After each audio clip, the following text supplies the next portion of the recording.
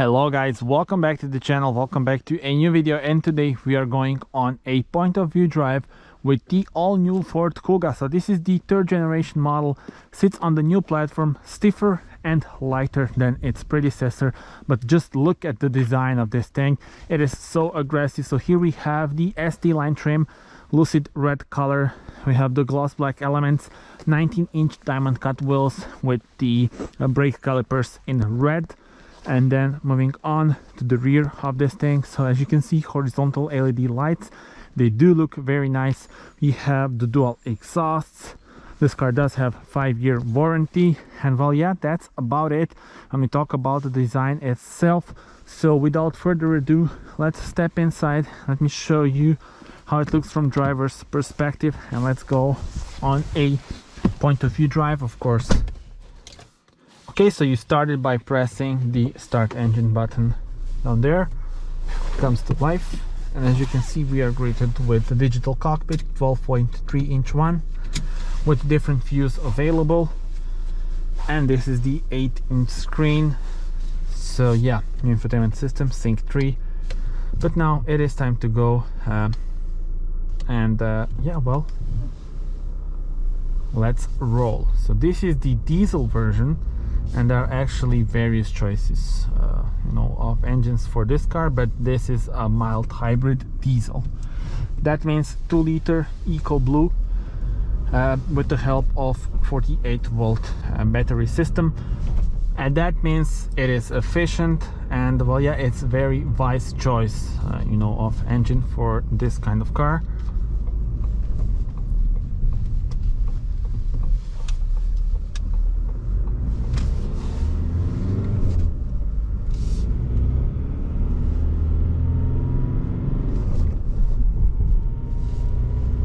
And in front of us we have the sport steering wheel with the flat bottom, red stitching, all looks very nice. And then this main screen is good, but I would love to have maybe a bit bigger screen on the top of the line trim. So the good news is that this is standard, but I would love to have maybe 10-inch option.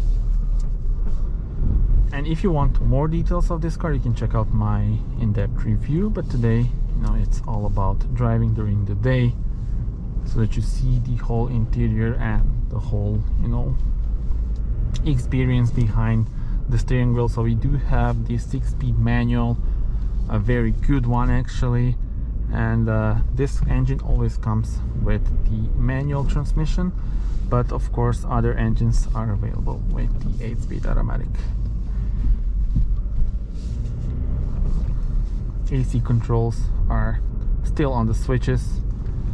Personally, I love it.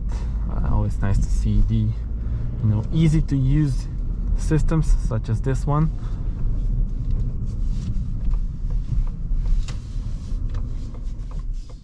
Okay, we do have the start stop system. We will turn it off.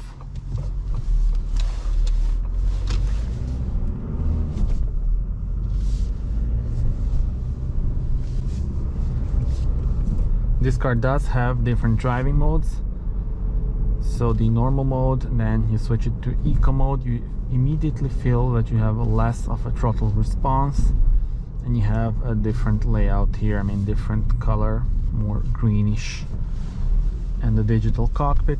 Moving on, after eco we do have the sport mode, where you have a sharper throttle response, but also in sport mode the steering is a bit heavier, which is in my opinion great.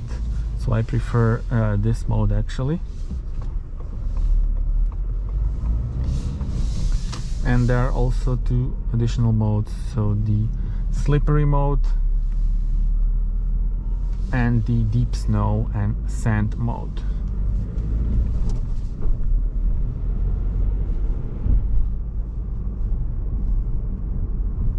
Put it back to normal mode.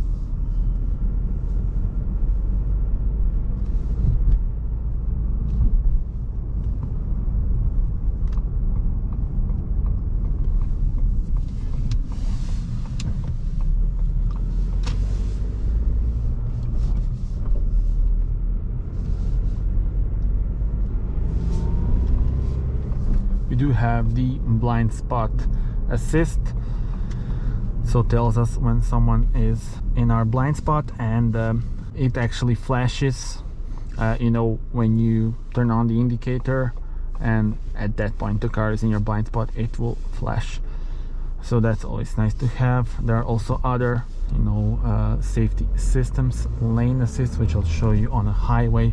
And actually now we are going to the highway so that I can show you you know, that system. Also I want to show you how does you know, how is the noise cancellationing on 130 kilometers per hour, which is the speed limit here in Croatia, of course. And tell me in your comments, how do you like this interior? How do you like, you know, this layout? So it is digitalized. So it is digitalized.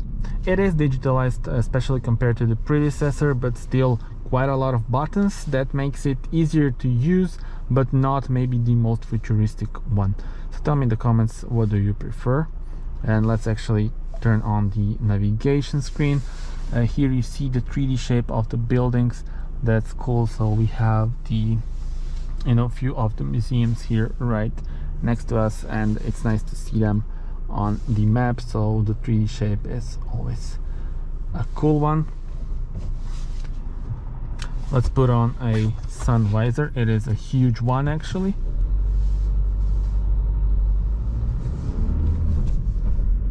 And the ride itself is pretty smooth, but you can also get, for example, 18-inch wheels to make it smoother, or the base trim comes with 17-inch, but this is the ST line trim. It gets the sport suspension and also 18-inch as standard.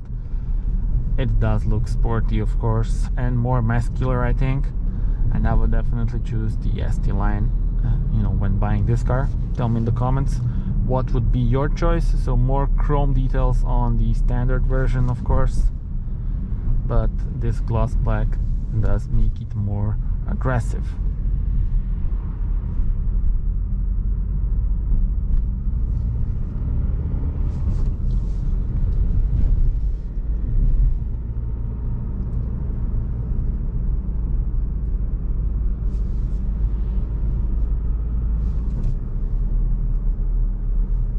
And you also have the wireless charging pad here in the middle, as well as the USB-C and USB-A ports and 12-volt power outlet. So pretty practical, you know, in that terms.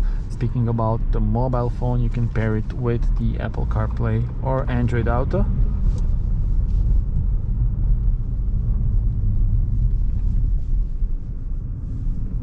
And there's also a special app from Ford. Let me actually show you here. So Ford Pass Connect, and then when you connect your phone, you can actually, you know, have the app on your phone and control various functions of your car. You can locate it, you can also unlock it, lock it, stuff like that. And yeah, that's always convenient.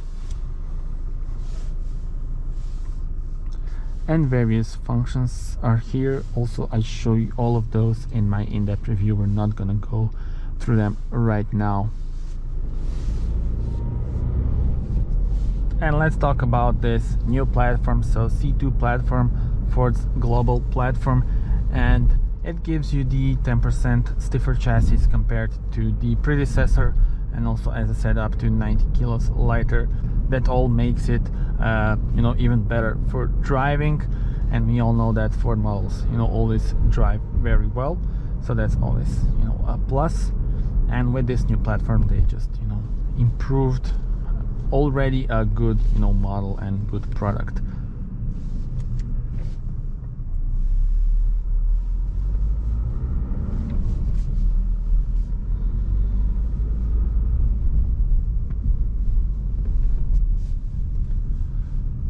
And now, since we are stationary, let me show you this. You can watch the front camera view here only, you know, at low speeds and when stationary. That's obviously because of the safety reasons, but it can be useful when you are, for example, on a parking lot, or when you are close to the curb, or situations like that. Anyway, We are going on a highway, and I'll come back to you, when we reach it. And let's do a demonstration of the blind spot monitor with this Porsche right next to us. So you see now that we have the warning on our mirror, and if I were to put on the indicator, I'm not gonna do that right now, but then it would start to flash, and just informing you that you have a car in your blind spot and that you don't want to change the lane right now.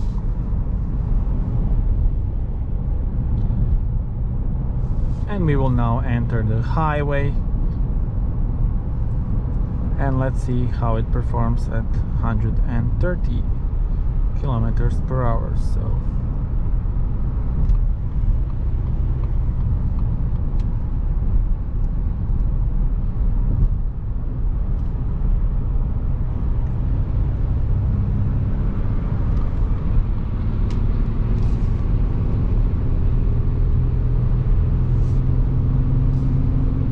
there we go, 130.